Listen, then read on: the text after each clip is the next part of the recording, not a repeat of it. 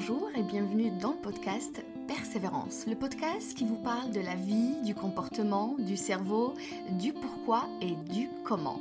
Chaque semaine, je suis là pour vous donner les bonnes clés pour avoir la vie que vous méritez. Car je suis persuadée que chacun de nous a une lumière au fond de lui, il suffit juste de la découvrir. Et parfois, je reçois aussi des invités inspirants qui vous illuminent encore votre vie. Tout ça pour élever la conscience, vous motiver et vous donner toujours une dose de persévérance. Bienvenue à mon podcast Persévérance. Hello à tous et bienvenue à vous dans un nouvel épisode du podcast Persévérance.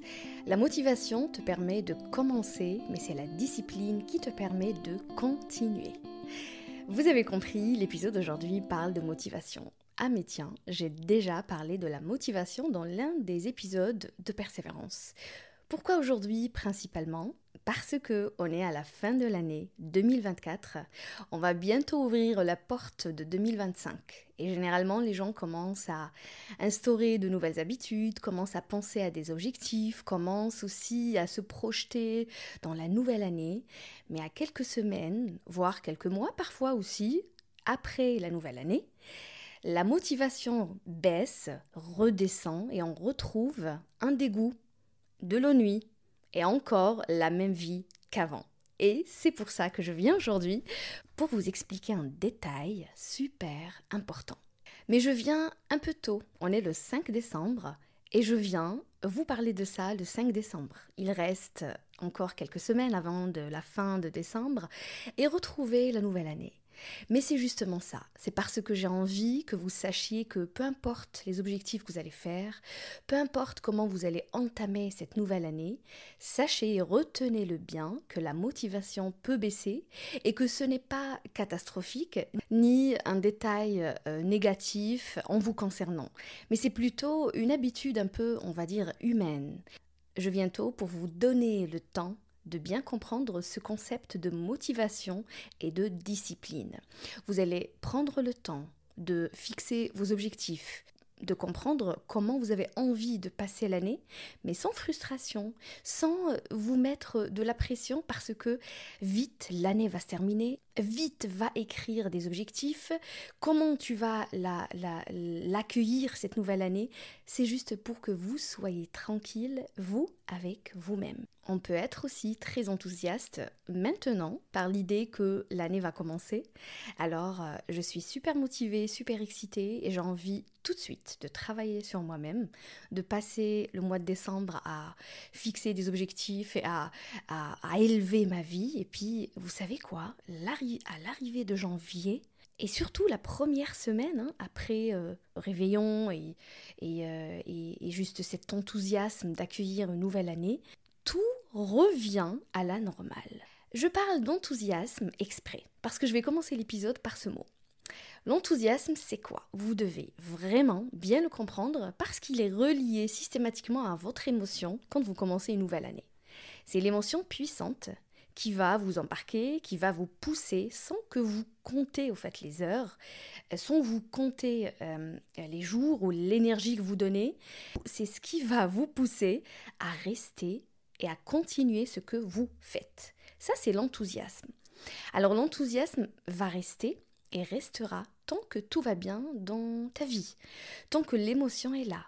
C'est le début d'une relation, par exemple. Je suis enthousiaste, j'ai envie de savoir la personne, elle est comment, qu'est-ce qu'elle aime pas. On voyage ensemble, on se découvre. C'est un nouveau projet. Comment je l'entame, qu'est-ce que je vais faire, une nouvelle discipline, une nouvelle activité, du sport. Mais une fois on est face à la réalité, ce qui englobe évidemment les défis, les difficultés et les problèmes évidemment, ça peut être aussi l'ennui parfois, l'excitation redescend et l'enthousiasme diminuera petit à petit jusqu'à disparaître. Alors tiens, comment le garder cet enthousiasme ? Entre parenthèses, la motivation. Il y a une loi qui s'appelle la loi de l'enthousiasme initial. Lorsque, évidemment, comme ce que je viens d'expliquer, nous débutons un nouveau projet, une nouvelle activité, on a un objectif en tête et on sait qu'on est en train de le réaliser. Nous sommes souvent très motivés et très heureux. Ce premier élan est ce qu'on appelle justement la motivation initiale. C'est comme toi, là, face à la nouvelle année, tu es en train de fixer des objectifs, tu es en train d'écrire, tu as acheté des agendas, tu as acheté plein de cahiers, plein de choses, etc. pour écrire, pour noter. Tu es en train déjà de te projeter dans l'année 2025. C'est l'enthousiasme qui t'anime de l'intérieur. Il peut diminuer à mesure que le temps passe. Évidemment, pour plusieurs raisons. La toute première, c'est quand la nouveauté disparaît. Évidemment, là, tu comprends bien que là, il s'agit aussi de relations. Alors au début, tout est excitant, tout est nouveau, ce qui stimule évidemment l'adrénaline et l'intérêt. On a envie de connaître, de comprendre, de savoir, on est curieux, on a plein de points d'interrogation en tête, on veut des réponses. Mais au fil du temps, l'effet de nouveauté se dissipe petit à petit, ce qui rend l'activité moins attrayante pour nous, moins attractive et plus monotone. On entre dans une certaine routine. Le deuxième point, c'est quand la réalité s'installe. Alors les obstacles, les défis, les problèmes, il a dit ça, elle a fait ça, le projet n'a pas fonctionné, j'ai des concurrents, ah tiens, j'ai pas dormi la nuit, je ne peux pas le matin continuer ce que j'ai commencé à faire. Les tâches moins intéressantes deviennent plus visibles, on les voit, ok ? Et la motivation initiale qui était alimentée par l'excitation disparaît face à la réalité du travail nécessaire. Alors on était motivé, on était super excité, on ne l'est plus. C'est de notre faute ? Non. Entre autres, j'ai envie de dire un peu oui, mais c'est plutôt le comportement que nous avons eu, notre manière d'aborder ce qu'on fait. Pourquoi alors on perd cette motivation avec le temps ? Pourquoi l'enthousiasme diminue avec le temps et disparaît complètement ? Alors, sans sous-estimer la motivation, on sait très bien qu'elle est importante, on sait très bien qu'elle est nécessaire, mais on sait que on ne doit pas dépendre seulement de la motivation pour réaliser plein d'objectifs et réussir sa vie. Alors, pourquoi cette motivation est essentielle dans notre vie ? La motivation, c'est un moteur, c'est l'essence en fait, c'est l'énergie qui nous pousse à agir, à surmonter les obstacles et à atteindre nos objectifs. Sans la motivation, nous allons stagner. Par exemple, si tu n'as pas envie d'aller à la salle de sport, tu n'iras pas en fait. Tu vas dire, je suis pas motivée, je n'ai pas envie d'aller, même si tu sais très bien que c'est bon pour toi. Mais la motivation, elle a deux modèles, en fait, deux catégories. C'est la motivation intrinsèque et la motivation extrinsèque. La première, intrinsèque, on a bien compris, elle vient de l'intérieur. C'est faire quelque chose parce que tu y trouves du plaisir et que ça a un sens évidemment personnel pour toi. Par exemple, un projet qui te passionne, un projet qui te nourrit de l'intérieur. Tu aimes l'humain et tu travailles aujourd'hui avec l'humain. Ça, c'est un exemple. Tu as tout le temps la motivation d'aller au boulot ou de répondre à tes messages, répondre à tes mails, faire ce que tu aimes faire. Il y a aussi la motivation qui vient de l'extérieur, ok ? C'est faire quelque chose pour obtenir une récompense extérieure, comme par exemple de l'argent, une reconnaissance, un diplôme aussi. Elle est essentielle aussi parce qu'elle a des conséquences si on n'est pas motivé, si on a un manque de motivation. Parce que sans motivation, on peut se retrouver à procrastiner, les gens qui décalent des tâches, qui décalent plein de choses qu'ils doivent faire. On peut se retrouver à manquer de persévérance ou à abandonner tout simplement nos rêves. Maintenant, la motivation, on a bien compris qu'elle est essentielle et qu'elle doit être là. Mais est-ce qu'il y a des obstacles à cette motivation ? Est-ce que cette motivation, évidemment, elle a des ennemis, tout simplement ? Ben oui, j'ai envie de te dire, tu as aujourd'hui l'excitation de retrouver la nouvelle année, mais attention, si aujourd'hui tu vas vivre les étapes que je vais citer maintenant, ben tu vas avoir tout simplement une démotivation avec le temps. N'oublie pas de noter, c'est important. Le premier détail, c'est la procrastination, évidemment. Lorsque la motivation manque dans notre vie, on va repousser les tâches à plus tard. Cette procrastination peut créer évidemment un cercle vicieux dans lequel on va se trouver à se dire « Ah tiens, je repousse la tâche, donc je n'ai pas très envie de la faire, et donc moi j'ai envie de me lancer parce que je me sens déjà pas prête. » Et je reste dans le cercle vicieux de la procrastination. Deuxième détail, c'est croire, devoir l'avoir tout le temps. On pense et on croit que, allez, au moment où la nouvelle année 2025 va commencer, je vais croire que j'aurai tout le temps la motivation. Ah, tu sais, oui, oui, parce que j'ai déjà écrit mes objectifs, parce que j'ai déjà parlé autour de moi de mes objectifs, donc je sais que de toute façon, je vais rester motivée. Croire au fait de rester motivé, ça peut aussi tout simplement démotiver parce que on ne peut pas rester motivé H24 et tous les jours de notre vie. Troisième détail, c'est la fatigue et le stress. Et oui, c'est des facteurs qui peuvent très très bien épuiser notre énergie et diminuer notre capacité à rester motivé. Quand on est fatigué ou stressé, il est difficile évidemment de trouver la motivation nécessaire pour avancer. Mauvaise humeur, mauvaise nouvelle, la nuit difficile par exemple qu'on a passé, l'enfant qui n'a pas dormi, qui a eu de la fièvre, qui tombe malade la nuit, comment on va se réveiller le matin pour aller au sport ou pour travailler, un problème aussi en famille, tout ça, ça stresse au fait, ça fatigue et on peut perdre notre motivation. Le quatrième détail, c'est le burn-out ou la surcharge mentale. Les femmes, vous savez de quoi je parle. Lorsque nous mettons trop de pression sur nous-mêmes pour réussir et atteindre des objectifs, j'ai un objectif avec mon fils, avec ma fille, avec moi-même, au travail, pour la nouvelle année, pour la famille, je dois voir un ami, je dois lui régler ses problèmes, je dois parler avec celui-là, Quand on va poser dans notre vie trop de je dois, au final, croyez-moi, vous allez avoir une surcharge mentale. On a besoin de fixer des objectifs, mais on ne doit pas ressentir de la pression avant de réaliser ces objectifs. Cela va tuer non seulement la motivation, mais aussi notre bien-être général. Le cinquième point, le manque de sommeil et de récupération. Et oui, qui parmi nous ne connaît pas ça ou n'a déjà pas connu ça dans sa vie? La fatigue physique, en fait. La fatigue alors physique et mentale. Ça nuit à notre capacité à rester concentré sur ce qu'on a envie de réaliser. Tu commences la nouvelle année, mais tu vas veiller, tu vas aller dans des soirées, tu vas dire oui à tout le monde, tu vas travailler, tu vas être acharné au travail, tu vas pas prendre de week-end. Mais comment tu vas récupérer? Comment tu vas poursuivre alors ton rythme et comment tu vas rester motivé? Le sixième point, c'est la peur de l'échec. J'ai envie de dire ici aussi le perfectionnisme. L'incertitude par rapport à l'issue, au fait, d'un projet peut empêcher de commencer ou d'aller plus loin quand on est incertain. Parce qu'on a peur que ça ne se réalise pas. On a peur de l'image qu'on va donner aux autres. On a peur de ne pas être à la hauteur. La peur de l'échec éteint complètement la motivation en nous paralysant, elle nous bloque. Exemple, tu veux créer par exemple ton business aujourd'hui, mais tu vas commencer à penser au risque, tu vas commencer à penser aux frais, puis à le faire peut-être parfaitement si tu es perfectionniste. Non, je veux que ce soit excellent. Alors je ne vais jamais commencer. Donc le fait que je n'ai pas encore commencé, ça va aussi engendrer des inconvénients. Ça va aussi te démotiver parce que tu dis finalement quand est-ce que je serai prêt. Mais tu sais très bien que tu ne seras jamais prêt si tu es perfectionniste au fait.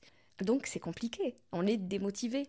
Aussi, le fait de penser à ce que ma vie va changer. Je vais peut-être moins me reposer, je vais moins voir ma famille, je vais moins prendre du temps pour moi.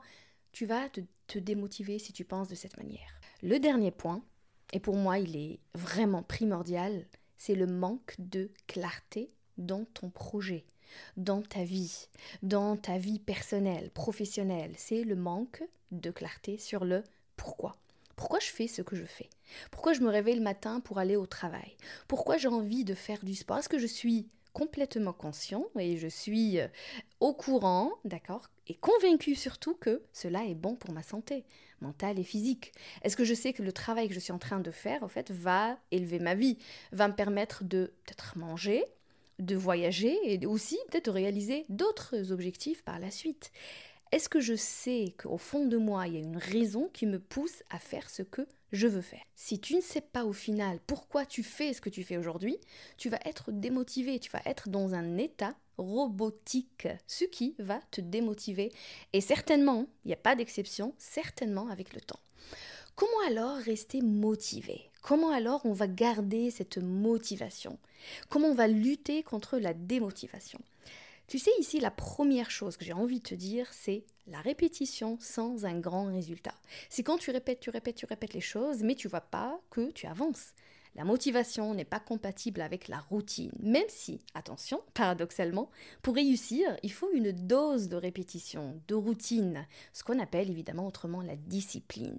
Mais si tu veux avoir et ressentir l'étincelle de temps en temps à l'intérieur de toi, qui te pousse encore, mais d'une grande force d'un coup, il faut introduire un peu de nouveauté dans ta vie, de variété dans ton quotidien. Ça peut raviver l'intérêt au fait et rendre l'expérience beaucoup plus stimulante.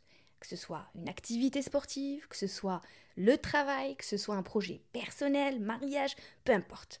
Alors tu peux introduire un défi, une expérience nouvelle, un peu difficile, un peu différente, que tu n'as pas encore fait, ou que tu as fait et qui, à un certain temps, t'a procuré un certain plaisir. Tu as besoin aussi, n'oublie pas, de fixer des objectifs clairs et très atteignables. Arrêtons de fixer des objectifs beaucoup plus grands que nous. C'est important d'avancer, d'avoir une vision grande, mais c'est important d'avoir des petits objectifs quotidiens pour pouvoir avancer. Par exemple, plutôt que se dire « je veux être en forme », je vais plutôt me dire « je vais m'entraîner 30 minutes 3 fois par semaine ». C'est une direction très claire concernant mes objectifs. On va diviser aussi les grandes tâches en petites étapes. Ça rend les objectifs moins intimidants et permet de célébrer chaque petite victoire. Ça va pas nous démotiver à chaque fois le fait de dire « Ah tiens, tu vois, j'ai fixé un objectif, mais je n'ai pas pu l'atteindre. » Mais oui, au fait, divise-le en petites étapes. Entoure-toi de personnes motivantes. Arrête de parler aux gens qui te démotivent, qui ne savent pas vraiment ce que ça signifie pour toi ton projet. Arrête de tourner avec des gens qui ne savent pas que tu as une étincelle à l'intérieur de toi-même. Arrête de t'entourer de personnes désespérées, agaçantes, déprimante. Motive-toi avec des gens qui sont déjà motivés de base. La motivation est souvent contagieuse. Avoir des partenaires au travail, des amis, un voisin, même un voisin, une voisine. Regarde comment ils agissent en fait. Regarde comment ils coopèrent avec leur motivation. Quand tu as une communauté qui partage tes objectifs, ça peut être un excellent moteur pour avancer. Et n'oublie surtout pas de faire des pauses et célébrer des progrès pour éviter justement le burn-out. Tu commences la nouvelle année 2025, tu vas célébrer le tout premier objectif que tu vas faire, pas la première semaine. Honnêtement, je te recommande pas ça, mais plutôt au premier mois. Comme ça, tu vas te donner du temps à observer cette nouvelle année, comment tu l'entames, comment tu te vois dedans, et puis commencer petit à petit. Pas besoin d'être super motivé à la première semaine, et puis se dégrader avec le temps. Donc célèbre tes progrès, reconnais tes réussites, même si elles sont toutes petites. Alors tu vas noter tout ce que je t'ai dit maintenant, tu vas commencer à le faire, mais on ne doit pas oublier un détail très important qui existe dans la vie de tout le monde et que j'entends personnellement dans mes séances coaching. Les distractions, d'accord, externes, ça veut dire, tiens, je me fixe des objectifs, y a un ami qui m'appelle, qui me dit... ce soir, on sort, je dis oui. Ça, c'est une distraction qui peut aussi t'éloigner de tes objectifs. Ça arrive, les changements dans la vie personnelle de l'être humain. Ça arrive des changements aussi professionnels. Ça arrive des chocs émotionnels. Il arrive dans la vie qu'on soit perturbé parce qu'il y a eu un décès dans la famille, parce qu'on a déménagé, parce qu'il y a eu... un changement tout simplement à notre niveau. Peut-être on a pris du poids, on n'est pas content de nous-mêmes. Tout ça va jouer évidemment un rôle majeur dans la perte de motivation. Donc si tu as envie de te motiver, n'oublie pas d'accepter d'abord qu'il y a des changements dans la vie de l'être humain, qu'on peut avoir aussi des chocs, par exemple émotionnels, un traumatisme, une blessure profonde qu'on n'a pas encore guérie. Tout ça, on a besoin de l'accepter pour ne pas dépendre de ça et argumenter notre démotivation par tout ça. Parce qu'on peut passer par des phases dans la vie où on est réellement un peu perturbé. Qu'on l'accepte pour pouvoir enfin continuer et avancer. Aussi, n'oublie pas que les réseaux sociaux, la télévision, les distractions numériques qu'on peut avoir dans notre vie peuvent complètement détourner l'attention de nos objectifs. Donc, si tu vas réellement pratiquer tous les points que je viens de te citer pour rester motivé, n'oublie pas que si aussi tu laisses les réseaux sociaux intégrer ta vie d'une manière intense, si tu laisses la télévision en fait allumée H24, si tu as plein de distractions, plein d'amis qui t'appellent tout le temps, si aussi tu te laisses aller avec tes problèmes personnels, tu vas certainement être démotivé à un moment. Et c'est là où on va parler de l'importance de la persévérance. Maintenant, il faut que tu saches que la motivation, évidemment, elle est là. Tu as compris comment la garder. Tu as compris comment aussi on peut être démotivé. Mais maintenant, la motivation n'est pas toujours au fait constante. Elle n'est pas toujours là. Mais la persévérance, c'est la clé. Tu sais quoi? La persévérance, pour moi, je te le dis honnêtement, c'est comme la discipline. C'est un feu qui reste toujours allumé, même très peu, mais ça continue. La motivation à côté, je la vois comme un feu, en fait, qui s'allume super fort, qui peut s'éteindre avec le temps. Se rallume encore fort, peut s'éteindre avec le temps. Mais la persévérance, elle reste là. Oui, ce n'est pas toujours facile de se sentir motivé tous les jours. Il y aura des hauts et des bas, mais la persévérance, elle reste toujours là. C'est elle qui fait la différence. Il nous arrive à tous, il m'arrive même à moi parfois de ne pas être motivé parce que peut-être je passe par une période où je me retrouve à faire plusieurs choses en même temps, même si je délègue pas mal. Je me retrouve à peut-être gérer et mon travail, et ma vie quotidienne, et les préoccupations de mes enfants, et tout ce qu'on a dans la vie, en tout cas en général, parce que c'est pas évident, on a beaucoup de choses, beaucoup de tâches, évidemment, mais on peut aussi être... Je me retrouve aussi moi-même parfois un peu démotivée. Mais ce qui est certain est que avec la persévérance, peu importe, vous allez voir même les grands leaders du monde, même les gens qui ont réussi, n'ont pas toujours été motivés. Il y a beaucoup... Allez, Edison, il n'a pas fait juste un test ou deux tests, en fait. Il a fait 1 milliard de tests avant d'aboutir à quelque chose de concret. Toutes les personnes qui ont réussi ont fait plusieurs tests, plusieurs essais, plusieurs expériences avant de réaliser ce qu'ils avaient en tête dès le début. Donc, ne perds pas espoir. Tu sais très bien que la motivation, elle doit être là, elle est essentielle pour avancer dans la vie. Tu vas commencer l'année 2025 avec cette motivation. Tu vas commencer évidemment en gardant la vision globale dans ta tête, mais n'oublie pas que si demain tu te réveilles parce que tu as passé une mauvaise nuit et que tu n'as pas la motivation, tu vas compter sur ta persévérance, tu vas compter sur ta discipline parce que tu as envie de nourrir encore cette raison qui est derrière ce que tu fais. Donc, tu l'as compris aujourd'hui, la persévérance, la discipline et la communauté, n'oublie pas, c'est les personnes qui t'entourent, sont des alliés puissants pour que tu puisses réaliser tes objectifs et rester concentré. Et au lieu de fixer juste des objectifs comme ça pour l'année 2025, moi je te conseille vraiment de fixer des objectifs pour, on va dire éventuellement chaque mois. Janvier, je ferai ça, février, je ferai ça, pour ne pas te mettre de pression. Si tu réalises des objectifs beaucoup plus tôt, c'est parfait. Si tu les réalises un peu tard, c'est pas la fin du monde. Tu as toujours un mois devant toi pour pouvoir te rattraper et réaliser tes objectifs. La prochaine fois que tu manques de motivation, pense à ton pourquoi. N'oublie pas. Et surtout, persévère. L'important, c'est de ne jamais abandonner. Et si tu abandonnes aujourd'hui parce qu'il n'y a pas eu raison de continuer, accroche-toi à autre chose. Parce que la vie passe, le temps passe, et on a besoin de rester toujours nourri de l'intérieur par une étincelle qui est le pourquoi de ce qu'on est en train de faire. Allez, je te laisse me dire en commentaire sur YouTube ou sur Spotify qu'est-ce qui te motive vraiment dans ta vie.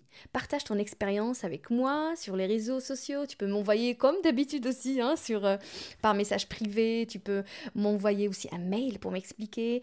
Partager des expériences et des réponses, ça motive toujours les autres. Ça motive toujours les autres. Ça motive moi aussi honnêtement. Alors, en résumé, la démotivation est un phénomène naturel. Pas besoin d'être frustré, ça existe dans la vie de toute personne, mais heureusement qu'il y a toutes ces stratégies et toutes ces façons de faire qui pourront nous aider à mieux la vivre et lui faire face. Et enfin, persévérer. Merci d'avoir écouté l'épisode jusque-là. N'oublie pas, attends, de le partager s'il te plaît avec un collègue, un ami, une amie, avec une maman qui est démotivée, avec ton épouse, ton époux, quelqu'un qui pourrait avoir besoin d'écouter cet épisode aujourd'hui. Avant la fin de cette année, vous avez le temps de le écouter, de le réécouter et surtout de noter soigneusement ce qui est dit dans cet épisode. J'espère qu'il a été utile.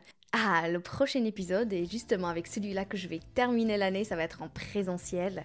Attention, il est fort en émotion, j'ai hâte de le partager avec vous. Sur YouTube évidemment et sur Spotify, c'est avec une invitée incroyablement douce et incroyablement compétente et incroyablement directe et honnête et transparente, j'ai envie de dire. J'ai hâte de le partager aussi avec vous, cet épisode avec lequel évidemment on va terminer cette année pour vous donner du peps, pour vous donner un bon boost, pour vous booster justement à commencer une belle nouvelle année avec une motivation qui monte, qui descend, qui remonte et qui redescend, mais avec une persévérance qui reste là. Prenez bien soin de vous et de votre famille. Au prochain épisode du podcast, Persévérance.